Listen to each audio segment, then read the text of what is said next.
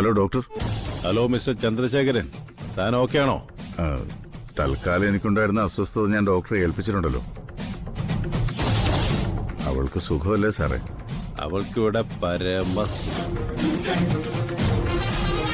കായിക ശ്യാമ സ്വബോധത്തോടെ പുറം ലോകത്തോട്ട് ഇറങ്ങരുതെന്നല്ലയോ താൻ എന്നോട് പറഞ്ഞേക്കുന്നത്?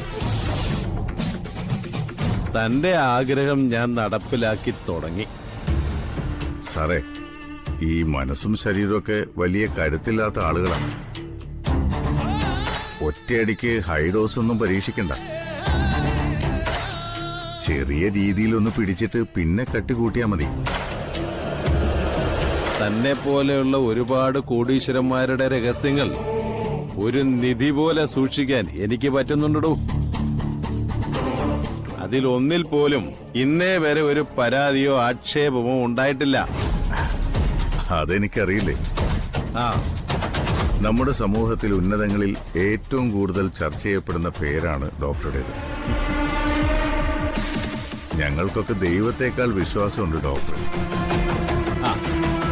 ശ്യാമയുടെ കാര്യം പറഞ്ഞതുപോലെ തന്നെ ചെയ്യാം. ആ കൂടൊരുത്തിയുണ്ടല്ലോ, അമൃത, അവളുടെ കാര്യത്തിൽ എന്താ തീരുമാനിച്ചിരിക്കുന്നത്? തൽക്കാലം ശ്യാമയ്ക്കൊരു പരിചാരികയെ വെക്കാന്നുള്ളത് നമുക്കൊരു ബാധ്യതയല്ല. അതുകൊണ്ട് അവള് ശ്യാമയുടെ കൂടെ നിൽക്കട്ടെ. പിന്നെ ശ്യാമയെ കൊല്ലണോ വേണ്ടയോ എന്ന് ഞാൻ തീരുമാനിച്ചിട്ടില്ല. അങ്ങനെയല്ല കൂടെയുള്ളവളുടെ കാര്യം. അവളുടെ കാര്യം ഏകദേശം ധാരണയായതാ. ചാകാനുള്ളവള് തന്നെ അവള്. അല്ല, ഇടയ്ക്കിടയ്ക്ക് ഇതുപോലെ ചെറിയ ചെറിയ ആഘോഷങ്ങളൊക്കെ വേണ്ടേ നമ്മുടെ ലൈഫിൽ സാറേ?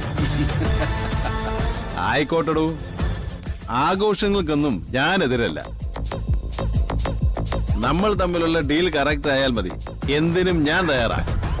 ഡീലിന് ഒരു മാറ്റവും വരില്ല സാറേ. ചെറിയ സംഭവമൊന്നും അല്ലല്ലോ ഞാൻ സാറിനെ ഏൽപ്പിച്ചിരിക്കുന്നത്. എങ്കിൽ ശരി, താൻ വാക്ക് പറഞ്ഞ ഡേറ്റുകളൊന്നും മറക്കണ്ട.